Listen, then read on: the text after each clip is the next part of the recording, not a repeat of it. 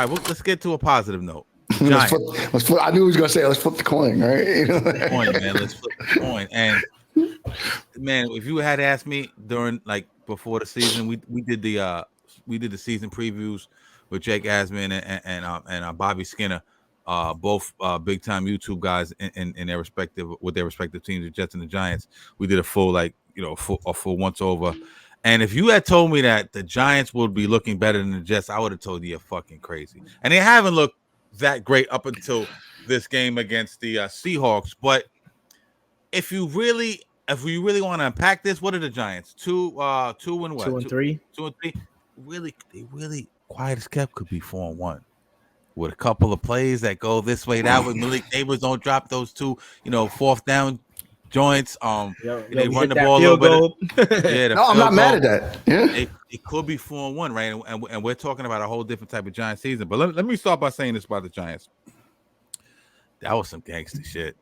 You know what I'm saying? That was some gangster ass shit that they pulled off. That special teams pulled off, man. I was like, yo, I want to play a clip before we get into it because there's so much to unpack with the fucking Giants. But that fucking Isaiah Simmons jumping the fucking center and blocking that punt and Bryce Ford Wheaton picking that up and going to left for the court. Hundo. Yo, I'm gonna play this clip from Dable, and then we're gonna come back and build on it. Hold up. What did you see that made you think that play would work here and against this team? Yeah, well, I mean, you put a lot of trust in your assistants. So Gobi thought it would be a good, he showed me a few clips and we held it too. We were, I kept asking for it during the game. I thought, we probably had a chance at it. And Gobi's like, I just want to set it up one more. And look, there's risk reward to it because if you get a penalty, then it's a first down for the offense. But I thought Gobi did a great job of just setting up the rush, called it at the perfect time, and then, Isaiah's over there before the play practicing get-offs and what he's doing. So he was prepared to go. We had Dexter in there. Well-executed play at a critical situation. Listen, he's referring to when he says Gobi, he's referring to the special teams coach Michael Gabriel. But listen, Daniel James starts the game off with a fumble, and Andrew Thomas jumps on that bitch like it's a live grenade. This shit was crazy. I'm thinking to myself, I was like, here we go. I mean, Jay had texted us. My bad. Jay had texted us a picture after the Jets were losing of a shot. It was like, this is my fucking Sunday. You feel what I'm saying? I'm already over it. And I said, yo, that's how I felt. I'm like, yo, we really gonna do this? He jumps on it like a live grenade.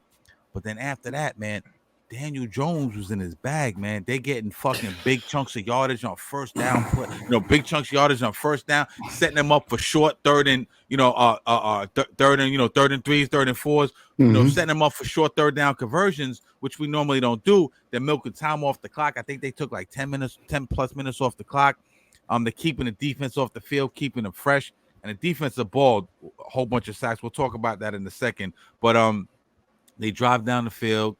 Third down after third down, and I'm like, wow, Daniel Jones is accurate. He's throwing a lot of underneath shit, a lot of little out routes, a lot of little, fucking comeback and curls, but he screens, he's checking down, he's cooking, right? He's cooking.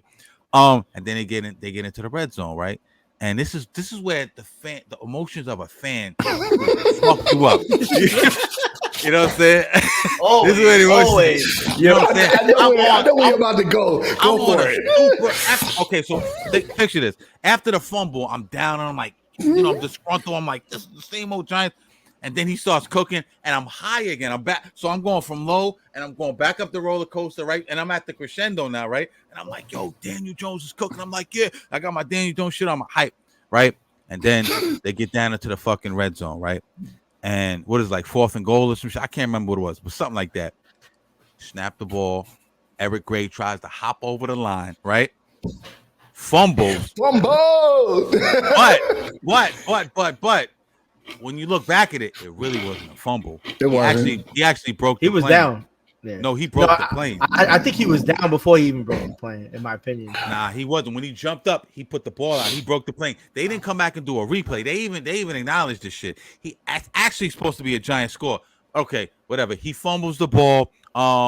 What's the name? Rashawn Jenkins grabs the ball, runs like 99 yards, and scores. And I'm like, yo, here we go. Fucking with a nigga's emotions right now. You feel what I'm saying? And I'm like, yo, what the fuck? But then this is the beautiful thing about the NFL, man. Then Daniel Jones starts cooking again. Great on first down. He didn't stop not cooking. He was the chef that He cooked the whole game downfield a little bit. Yeah, a really good game. Listen, I don't want to be too long, but give the Giants credit. Dable coached a very good game. I know you have problems with Dable's play calling, but you even admitted to me on the text he called a really good game.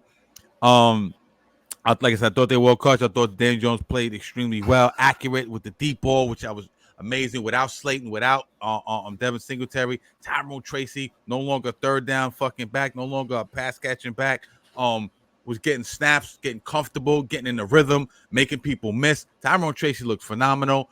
Slayton looked phenomenal in the absence of Malik Neighbors.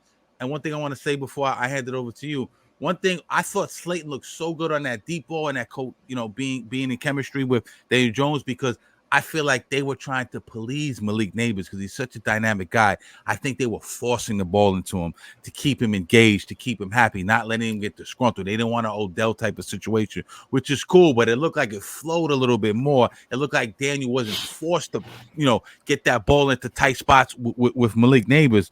But they play phenomenal, man. I want to get into the stats, but I'll go to you first this time, Jay.